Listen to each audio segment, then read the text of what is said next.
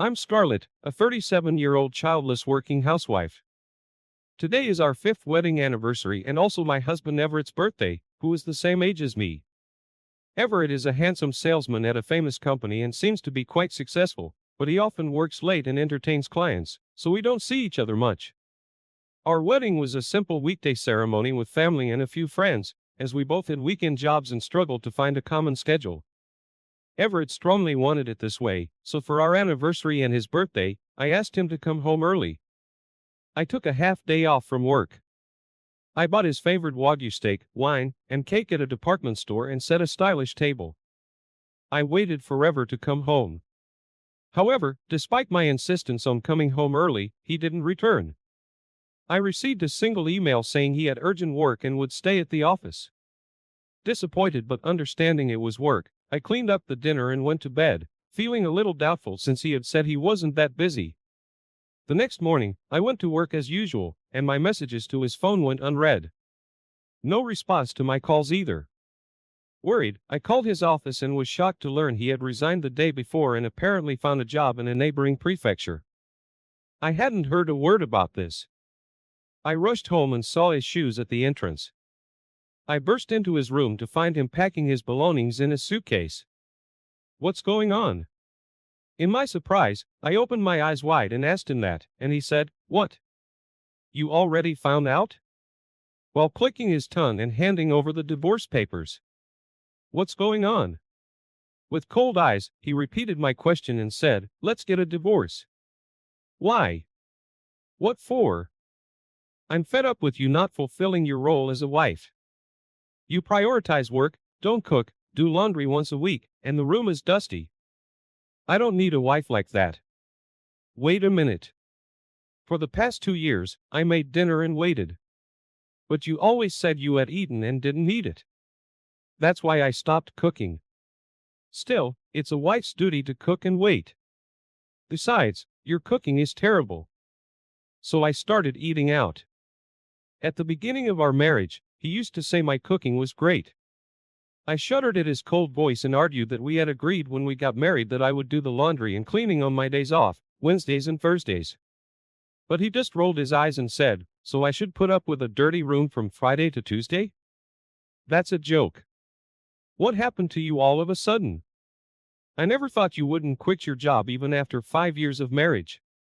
When I got a job offer, I thought it was a good opportunity. A good opportunity to divorce? Everett never complained about my work or housekeeping, and there was no sign of him wanting a divorce. Well, you never noticed how dissatisfied I was. I don't need a wife like that. I rented an apartment near my new job, so I won't be coming back to this room. With that, he pushed me aside, standing in front of the door, and left the house with his suitcase.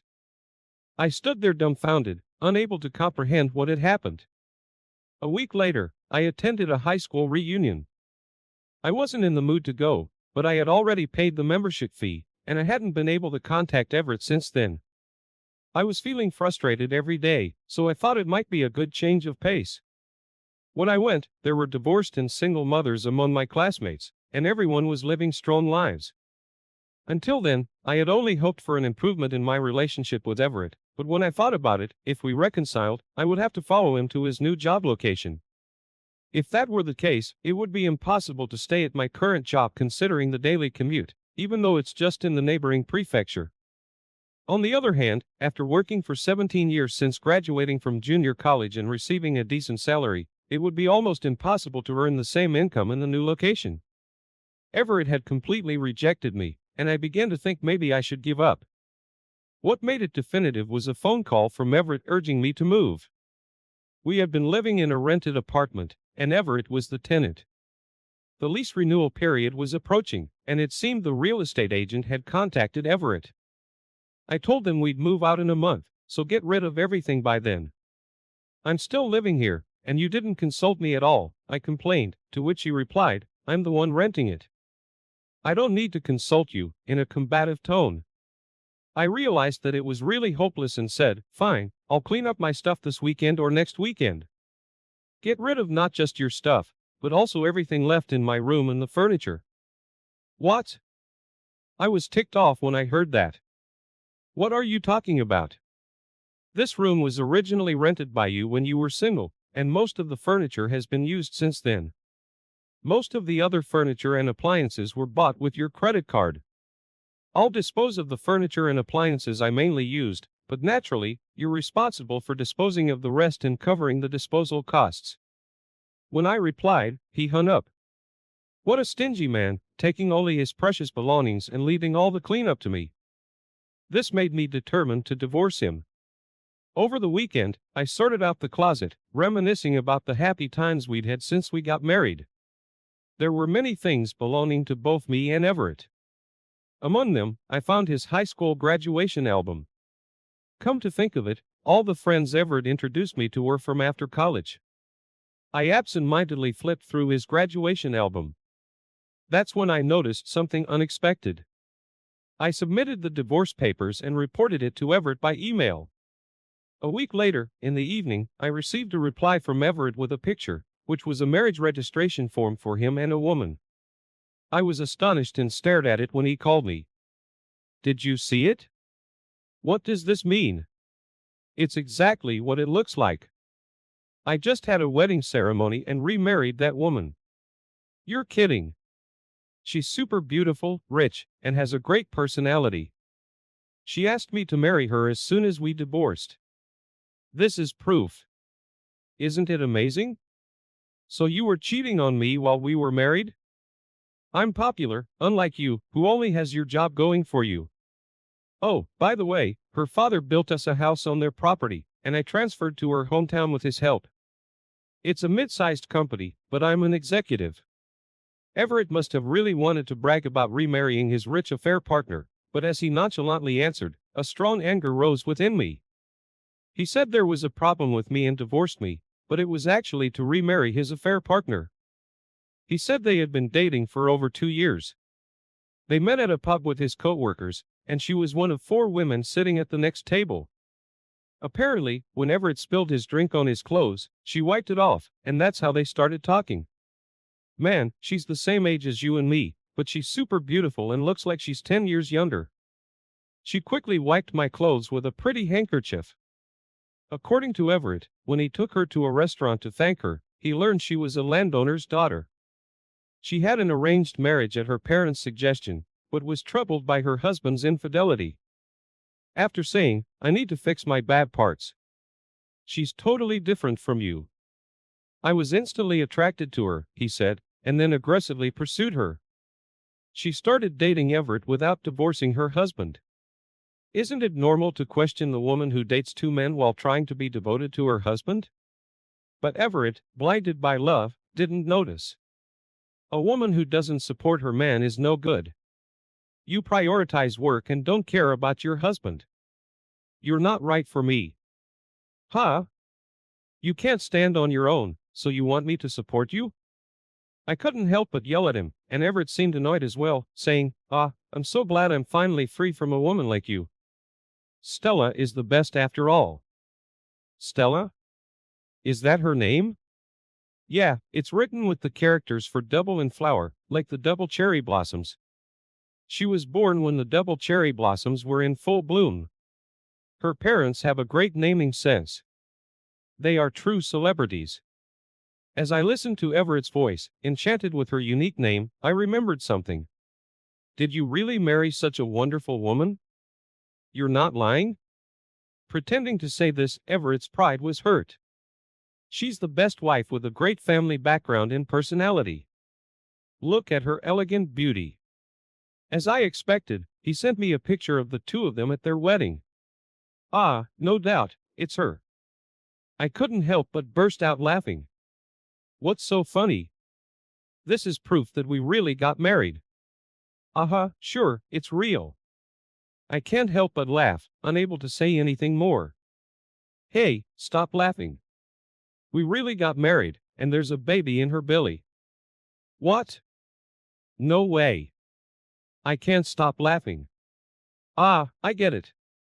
Losing me must have made you go crazy. Everett interprets my laughter in a way that benefits him and says dreamily, in 3 months, we'll have a baby girl. She'll definitely be as beautiful as Stella. Well, even if she looks like you instead, she'll still be beautiful. Everett has a sweet, idol-like, handsome face. For some reason, he gets a little flustered and says, "No, she doesn't need to look like me." Hearing that, I burst out laughing again. Everett says, "Go crazy on your own, goodbye," and hangs up the phone. Eventually, he'll find out why I was laughing. I can't wait for that day. Afterward, we had some disputes over alimony and property division, but I managed to get millions of dollars from Everett through a lawyer. Everett agreed to pay alimony for his share, not wanting to cause her emotional distress during her pregnancy. 2 years passed without any contact, and then I finally received a heartbreaking email. "Please, Scarlett, I beg you, please listen to me." Reluctantly, I answered the phone call that came right after the email. As expected, it was about the child born between him and Stella. Well, kids tend to look like their parents, right? Of course, who else would they look like? Yeah. Apparently, the baby girl doesn't look like the beautiful Stella at all. I tried saying, "She's only 2 years old, right? She'll change a lot as she grows." But he couldn't be convinced, thinking it strange that there's no resemblance at all. Well, I guess that makes sense. When I asked, holding back laughter, "Doesn't baby look like you?" he suddenly panicked and said loudly, "No, she doesn't. But it's okay. It's okay that she doesn't look like me." He secretly did a DNA test to check for Stella's infidelity, but the results confirmed that both Everett and Stella were undoubtedly the child's parents. So there's no doubt that she's your child. Everett wouldn't let the conversation end there. "Hey, when I told you 2 years ago that Stella was pregnant, you laughed a lot. Do you know something?" Wow, he remembered that. Well, yeah. Actually, Stella and I went to the same high school and were in the same grade. We were never in the same class during those 3 years.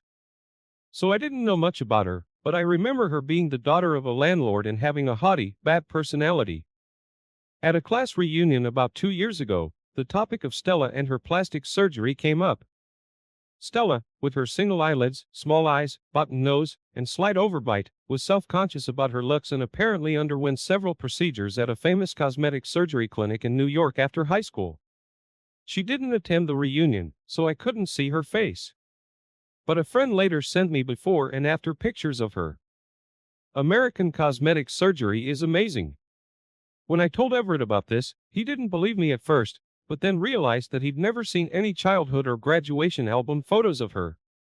Was I deceived? Damn it.